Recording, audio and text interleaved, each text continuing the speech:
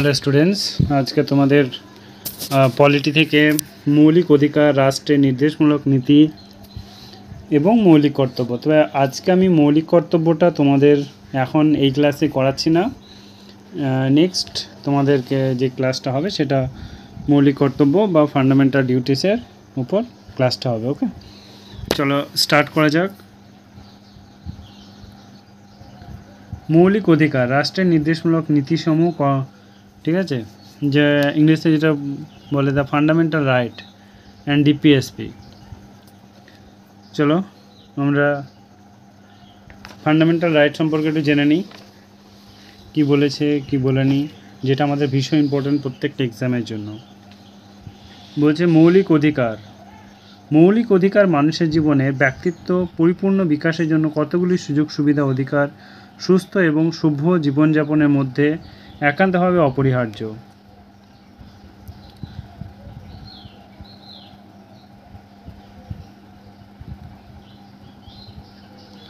যেমন এখানে আছে তোমাদের, যেটা তোমাদেরকে জানতেই হবে। অবশ্যই তার মৌলিক অধিকার একমাত্র মাপকাঠি নয়। মৌলিক অধিকারগুলি অবশ্যই দেশের উচ্চতর আইনের দ্বারা সংরক্ষিত হবে। প্রত্যেক ব্যক্তির ব্যক্তিত্বের বিকাশের ক্ষেত্রে মৌলিক অধিকার গুরুত্বপূর্ণ, অপরিহার্য। তবে সংবিধান উল্লেখিত মৌলিক অধিকারগুলি অবাধ এবং অনিয়ন্ত্রিত নয়। রাষ্ট্র অধিকারগুলির উপর সমাজ এবং জাতির বৃহত্তম স্বার্থ যুক্তিসঙ্গত বাধা নিষেধ আরোপ করতে পারে। এক্ষেত্রে দেশের সার্বভৌমিকতা, জাতীয় নিরাপত্তা, জনস্বার্থ, সমাজে অনগ্রসর শ্রেণীর স্বার্থ যেমন তপশিলি জাতি, উপজাতি, মহিলা, শিশু বিশেষভাবে উল্লেখযোগ্য। ভারতীয় সংবিধানের 3য় অধ্যায় বা পার্ট 3 12 থেকে 35 ধারায় মৌলিক অধিকারগুলির বিস্তারিত আলোচনা করা আছে।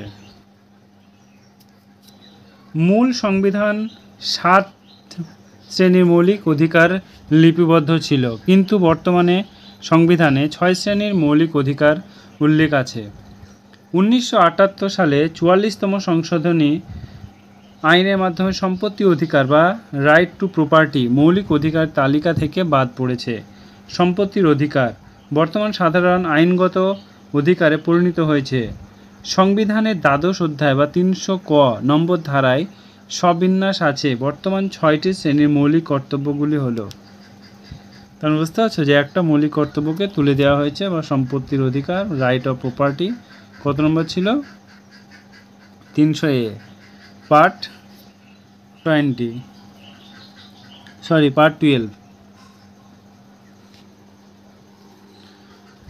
6 টাইপ অফ রাইট। ঠিক আছে, চলো আমরা দেখে নিই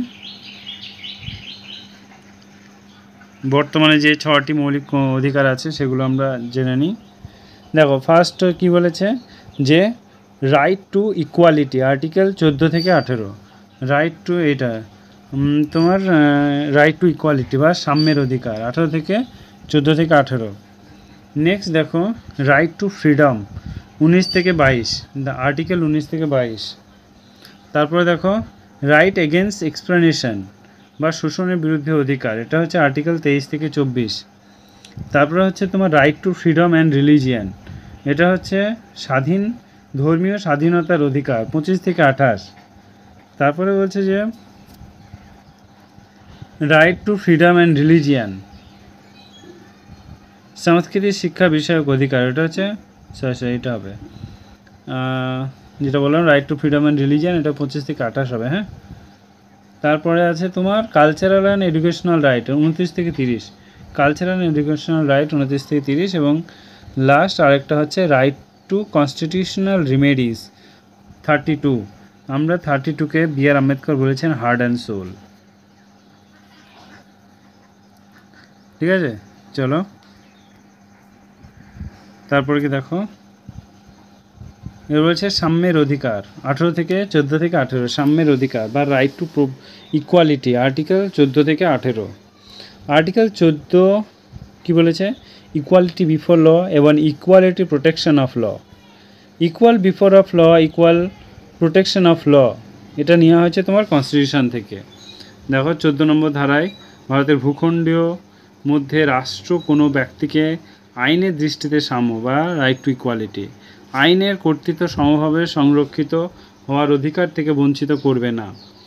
দুই ধরনের সাম্যের, প্রথমটি ব্রিটেনের প্রথাগত আইন, দ্বিতীয়টি মার্কিন সংবিধান অনুকরণে রচিত। এবার আসছে সংবিধানের 15 নম্বর ধারা। কি বলেছে সংবিধানের 15 নম্বর ধারা? Article 15 prohibition and state to make the discrimination between citizen and ground religion race caste sex or place of birth. বলেছে যে জাতি, ধর্ম, বর্ণ, জন্মস্থান, স্ত্রী, পুরুষ বিভিন্ন কারণে রাষ্ট্র কোনো নাগরিকের সঙ্গে বৈষম্যমূলক আচরণ করবে না, তবে স্ত্রীলোক, শিশু, অনগ্রসর শ্রেণীর এক্ষেত্রে ব্যতিক্রম হিসাবে গণ্য হবে। এবার আছে সংবিধানের 16 নম্বর ধারা। কি বলেছে? Article 16 granted equality opportunity and all citizen in public employment, যেমন এসসি, এসটি, ওমেন এক্সেপশন, ঠিক আছে? এসটি, ওমেন এগুলো হচ্ছে তোমার এক্সেপশন।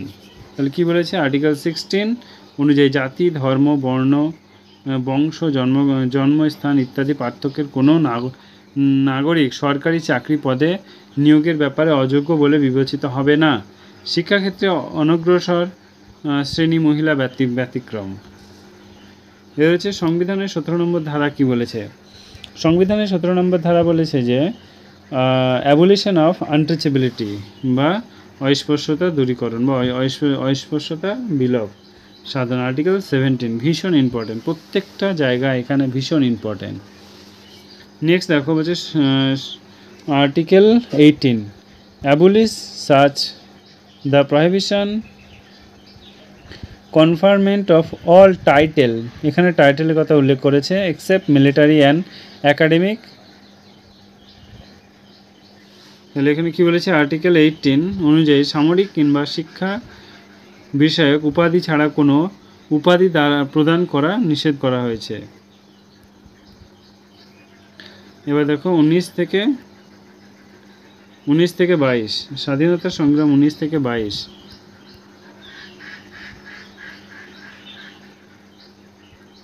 উনিশ থেকে 22 কি বলেছে? 19 থেকে 22 তোমার right to freedom, article 19 to 22, article 19 to 22 বলছে follow the 6 fundamental freedom, original 7 freedom but the right of acquire. এটা হচ্ছে 44তম কনস্টিটিউশনাল অ্যামেন্ডমেন্ট অ্যাক্ট 1978-তে ট্রান্সফার করা হয়েছে। ওই সম্পত্তির জায়গা ব্যাপারটা যেটা তোমাদেরকে আগেই বললাম, 1978 সালে 44 নম্বর কনস্টিটিউশনাল অ্যামেন্ডমেন্ট অ্যাক্টে ওটা বলা হয়েছে, সম্পত্তির অধিকারকে বাদ দেওয়া হয়েছে। দেখতে পাচ্ছ তোমরা 1978 44তম সংবিধান সংশোধনী দ্বারা সম্পত্তির অধিকার মৌলিক অধিকার থেকে বাদ পড়ায় বর্তমানে 6টি স্বাধীনতার অধিকার রয়েছে। 1 নম্বর হচ্ছে তোমার কি হবে? 1 নম্বর হচ্ছে তোমার freedom of speech and expression, এটা হচ্ছে বাক এবং মত প্রকাশের স্বাধীনতা। সেকেন্ড দেখো ফ্রিডম অ্যাসেম্বলি উইদাউট আর্মস, শান্তিপূর্ণ এবং নিরস্ত্রভাবে সমবেত হওয়ার স্বাধীনতা। তারপর হচ্ছে তোমার ফ্রিডম ফ্রম অ্যাসোসিয়েশন, সংঘ সমিতি গঠন করার স্বাধীনতা। তারপর হচ্ছে তোমার freedom to move freely territory of India, বলছে সর্বত্র স্বাধীনভাবে চলাফেরা করার স্বাধীনতা। নেক্সট কি বলেছে? ফ্রিডম টু রেসিডেন্স, মানে হচ্ছে তোমার ভারতের যে কোনো স্থানে বসবাস করার স্বাধীনতা। আর লাস্ট কি বলেছে? জীবিকা অর্জনের স্বাধীনতা, বা আমরা যেটা বলি freedom of profession, trade, business. তারপর কি বলেছে দেখো সংবিধানের 20 নম্বর ধারায়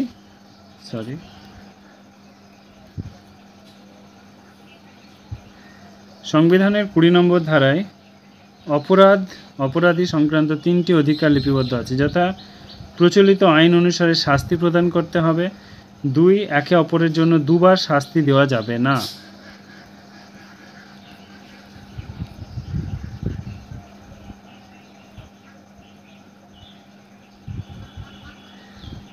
গ হচ্ছে দেখো কোনো অভিযুক্ত ব্যক্তিকে নিজের বিরুদ্ধে সাক্ষ্য দিতে বাধ্য করা যাবে না। তারপর কি আছে, সংবিধানের 21 নম্বর ধারায় বলা হয়েছে যে আইনের নির্দিষ্ট পদ্ধতি ছাড়া কোনো ব্যক্তিকে তার জীবন এবং ব্যক্তিগত স্বাধীনতা থেকে বঞ্চিত করা যাবে না। সংবিধান 21-এর ক কী বলেছে, যে মৌলিক অধিকার হিসাবে স্বীকৃতি দেওয়া হয়েছে 86তম সংবিধানের 202 নম্বর অন্তর্ভুক্ত। সংবিধানের 22 নম্বর ধারা 22 আর্টিকেলে কী বলা হয়েছে, যে অবৈধ গ্রেপ্তার এবং আটকের বিরুদ্ধে সংরক্ষণের অধিকার। তারপর আসছে শোষণের বিরুদ্ধে অধিকার 23 থেকে 24, এটা হচ্ছে শোষণের বিরুদ্ধে অধিকার বা রাইট এগেনস্ট এক্সপ্লেনেশন। কী বলেছে, যে 23 নম্বর সংশোধনের মানুষ ক্রয় বিক্রয়, বেকার খাটানো, বল প্রয়োগের মাধ্যমে মানুষের শ্রমদান বাধ্য করানো দণ্ডনীয় অপরাধ ঘোষণা করা হয়েছে। তাহলে 23 নম্বর ধারায় কী বলা হয়েছে, মানুষের ক্রয় বিক্রয়, বেকার খাটানো, বল প্রয়োগের মাধ্যমে মানুষের শ্রমদানে বাধ্য করানো দণ্ডনীয় অপরাধ বলে ঘোষণা করা হয়েছে। আর্টিকেল 24-এ কী বলা হয়েছে, 24-এ বলা হয়েছে 14 বছর কম বয়সী শিশুদের কোনো কারখানা, খনি বা অন্য কোনো বিপজ্জনক কাজে নিযুক্ত করা যাবে না। এবার আসছে ধর্মীয় স্বাধীনতার অধিকার, যেটাকে আমরা বলছি right to freedom and religion. এটা হচ্ছে আর্টিকেল 25 থেকে 28। আর্টিকেল 25 কী বলছে, যে প্রত্যেক ব্যক্তির বিবেক স্বাধীনতা, ধর্ম গ্রহণ, ধর্ম পালন, ধর্ম প্রচারের স্বাধীনতা রয়েছে। সংবিধানের 26 নম্বর ধারায় প্রত্যেক ধর্মীয় সম্প্রদায় ধর্ম দানের উদ্দেশ্যে প্রতিষ্ঠান স্থাপন, রক্ষণাবেক্ষণ করতে পারবে, আইন অনুসারে তা পরিচালনা করতে পারবে। 27 নম্বর কী বলেছে, যে কোনো বিশেষ ধর্ম ও সম্প্রদায় উন্নতি কল্পে কোনো ব্যক্তিকে কর প্রদান করতে বাধ্য করা যাবে না। সংবিধান 28 নম্বর ধারায় বলা হয়েছে যে কোনো সাধারণ শিক্ষা প্রতিষ্ঠানে ধর্মীয় শিক্ষা দেওয়া যাবে না বা ধর্মমূলক উপাসনার যোগদান করতে কাউকে বাধ্য করা যাবে না। এবার আসছে সংস্কৃতি শিক্ষা বিষয়ক অধিকার, আর্টিকেল 29 থেকে আর্টিকেল 30 বা cultural and educational right. Article 29 কী বলেছে, বলছে তোমার provide protection and instant minority, ভারতীয় ভূখণ্ডে বসবাসকারী প্রত্যেক নাগরিক নিজ নিজ ভাষা, লিপি, সংস্কৃত সংরক্ষণের অধিকার ভোগ করতে পারবে।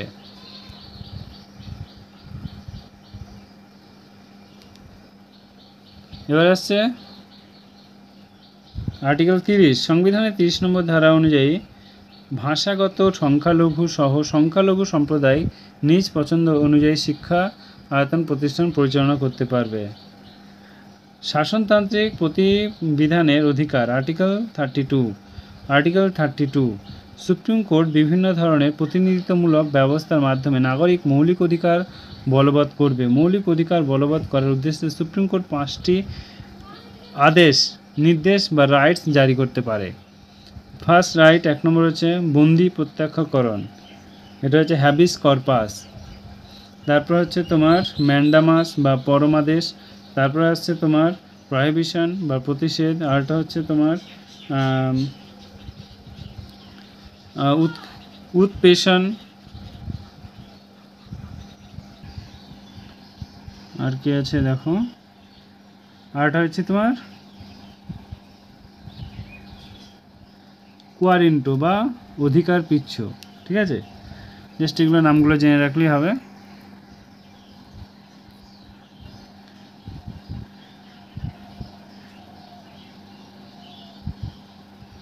মৌলিক অধিকার সংক্রান্ত কিছু তথ্য।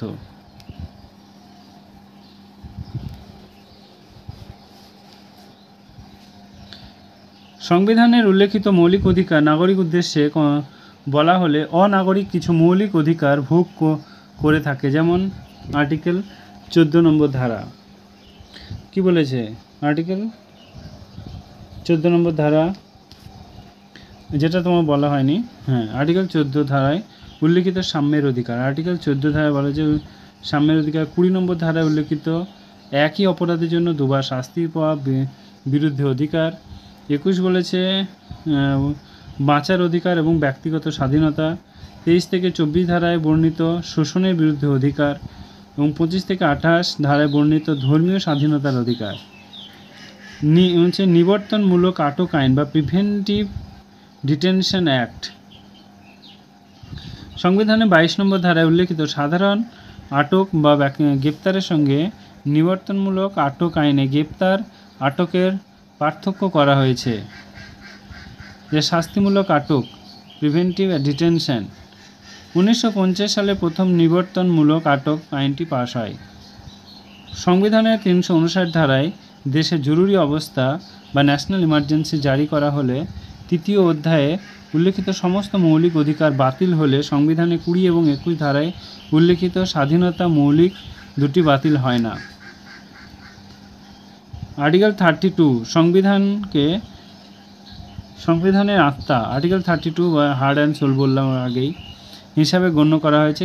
এটা হচ্ছে ডক্টর বি.আর. আম্বেদকর। এই যে রাষ্ট্র পরিচালনা নির্দেশমূলক নীতি আর্টিকেল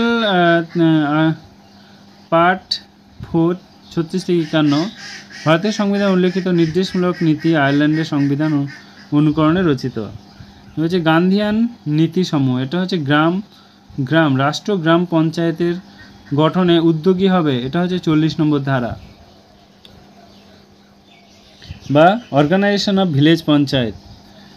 নেক্সট দেখো বলছে গাভী প্রভৃতি হিতকারী গৃহপালিত পশু অন্যান্য দুগ্ধবতী ভারবাহী পশু হত্যা বহন করার জন্য রাষ্ট্র চেষ্টা করবে। আর এটা হচ্ছে আর্টিকেল 48।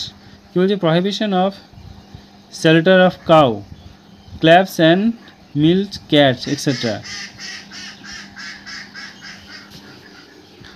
তারপরে দেখো বলছে অপেক্ষাকৃত অনুন্নত শ্রেণীর মানুষ বিশেষত তপশিলি জাতি উপজাতি অর্থনৈতিক শিক্ষা বিষয়ক স্বাস্থ্যের উন্নতি সাধন।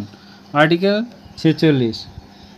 46 promotion of educational and economical interest SC/ST weaker section in the society. Article 46 and last হচ্ছে তোমার প্রমোশন অফ কটেজ ইন্ডাস্ট্রি, এটা হচ্ছে আর্টিকেল 43 বা ক্ষুদ্র কুটির শিল্প যথাসম্ভব উন্নতি সাধন। তারপরে হচ্ছে তোমার উদারনীতির নীতিসমূহ, এটা 14 বছর বয়স পর্যন্ত বালক বালিকাদের অবৈতনিক শিক্ষার ব্যাপারে সচেষ্ট থাকতে হবে। Article 45 to provide free and compulsory education all children until they complete 14 year of age, এটা হচ্ছে আর্টিকেল 45। তারপরে কি আছে to ensure an information civil code all citizen, এটা হচ্ছে আর্টিকেল 44। ভারতের বসবাসকারী সকল নাগরিকদের জন্য দেওয়ানি বিধি প্রবর্তনের চেষ্টা করবে। আর্টিকেল 44 এবং 48 কি বলেছে, এটা বলছে যে প্রোটেকশন অফ এনভায়রনমেন্টাল সেফ, তোমাকে বলেছে যে এখানে যে প্রাকৃতিক পরিবেশ ব্যাপারে তোমাকে উদ্যোগী থাকতে হবে এবং বন্যপ্রাণী রক্ষণাবেক্ষণের জন্য চেষ্টা করতে হবে। তারপরে হচ্ছে আন্তর্জাতিক ক্ষেত্রে শান্তি নিরাপত্তা বৃদ্ধি করতে হবে, আন্তর্জাতিক ক্ষেত্রে তোমাদেরকে শান্তি বজায় রাখতে হবে, এটা হচ্ছে আর্টিকেল 51-তে বলা হয়েছে। তারপরে কি আছে দেখো 50 নম্বর ধারাতে কি আছে যে সেপারেশন জুডিশিয়ারি ফ্রম অ্যাডমিনিস্ট্রেশন, এখানে বলছে সকল বিচার বিভাগের শাসন বিভাগ থেকে পৃথক করার চেষ্টা করবে। তাই এবার আছে সামাজিক নীতিসমূহ বা যেটা বলা হয় socialist principal to ensure living wedge, এটা হচ্ছে আর্টিকেল 43। হচ্ছে রাষ্ট্র নাগরিকদের জীবন ধারণ মজুরি অন্যান্য সুযোগ সুবিধা দরকার না, এটা তো ইম্পর্টেন্ট না। এটা দেখো জনগণের সার্বিক কল্যাণের উদ্দেশ্যে রাষ্ট্র যত সম্ভব সচেষ্ট করবে, এটা হচ্ছে আর্টিকেল 38। সমাজ নারী পুরুষ শিশু প্রাগতির চাপে বয়স শিশুর বিরুদ্ধে কাজে যোগ দিতে বাধ্য করা যাবে না। 39 ন্যায় বিচারের জন্য সাম্যের ভিত্তিতে রাষ্ট্রের আইন বলবৎ করা হবে, এটা হচ্ছে আর্টিকেল 39A। সো ফ্রেন্ডরা আজকে এই পর্যন্তই। যদি ক্লাসটা ভালো লাগে অবশ্যই একটা সাবস্ক্রাইব করে দিয়ে ফ্রেন্ডদের সঙ্গে শেয়ার করে দিও। Thank you.